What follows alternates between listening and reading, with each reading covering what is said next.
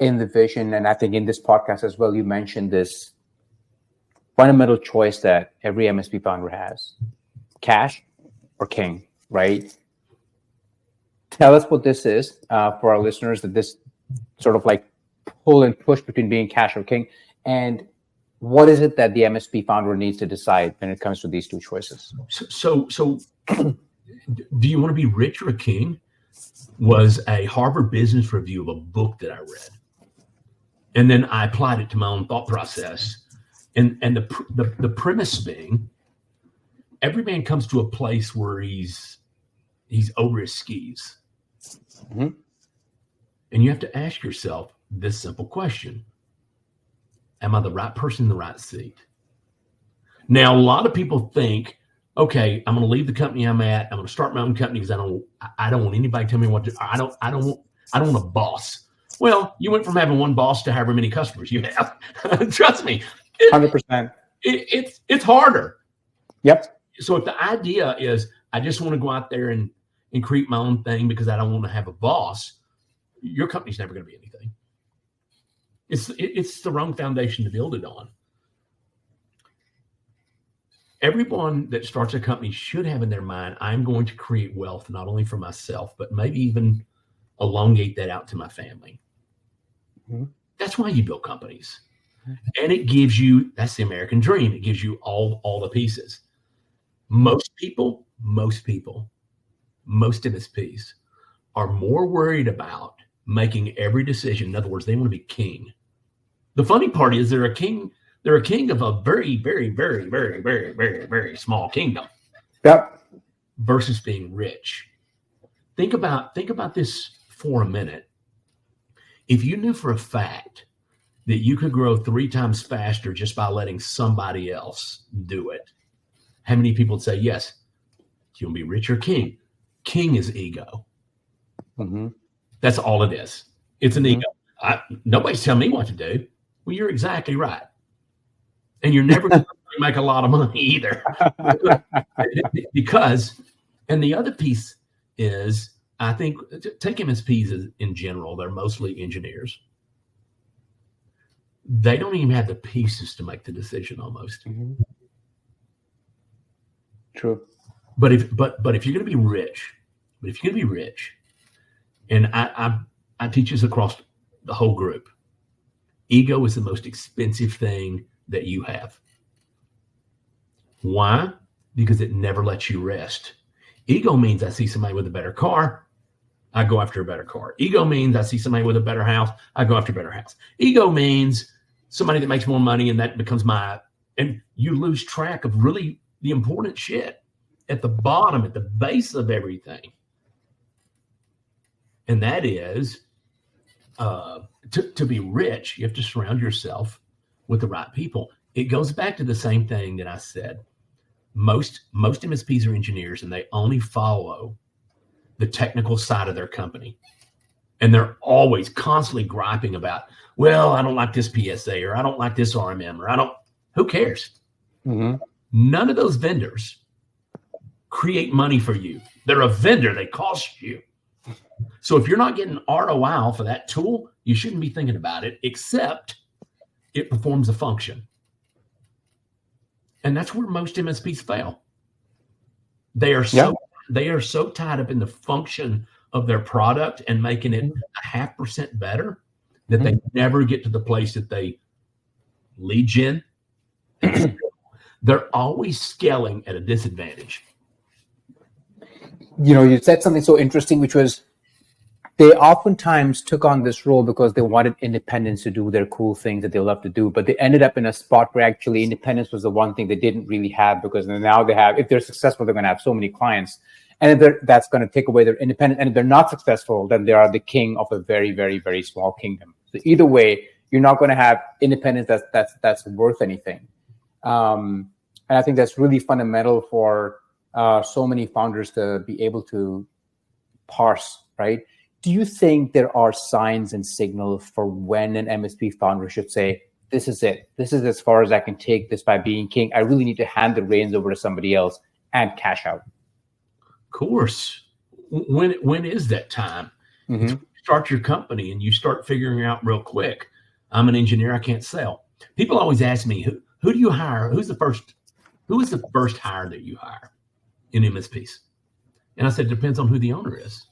If the owner is sales minded, guess what you hire first? Technical. Yep.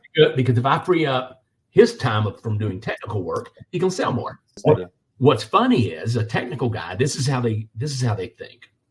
They think to themselves, well, if I hire a technical person, it takes work off of me, and the first question I ask him is, well, what would you do if I gave you all your time back? Because the 20 takes 80% of the ticket load off of an MSP, which frees up a ton of time. First question, what are you going to do with it? What are you going to do with the time? Mm-hmm. No earthly idea. How do you make more money? Well, I'm going to sell something. Have you ever sold anything before? No. Have you been able to sell and grow this way? No. Well, what makes you think this epiphany? And so the first thing they do is they look in the industry and they find somebody that does marketing. And they're selling them this marketing. And the problem is they don't even have a vision to what the finish line looks like. Mm-hmm. They're always in this circle of, well, I tried marketing for 3 months. It didn't work. Of course it didn't work. You're the wrong person. Right. I mean, come on. And so I think when you flatline, two people should know straight out of the box. I've got $1 million company and I've had that $1 million company for 5 years or more. You're better off to sell and get all the pieces and retain some equity in something. Why? Because your money will grow faster. Yeah. It doesn't take a genius to figure out if you have all the pieces to the engine, it runs. And if you only have a few pieces of the engine, it's going to sit still. Exactly. So if you're sitting still, my opinion, if you're 5 million or less, an MSP that's 5 million or less, I would roll up. I would roll up inside the 20. And the reason being, to me, M&A is devil's in details. Where are you going to get the most return for what you're trying to accomplish? Cash at the table and equity. Most of the times, if a PE firm buys you, they give you equity in just your little company, and then they tie an earn out to it. There's a reason for that.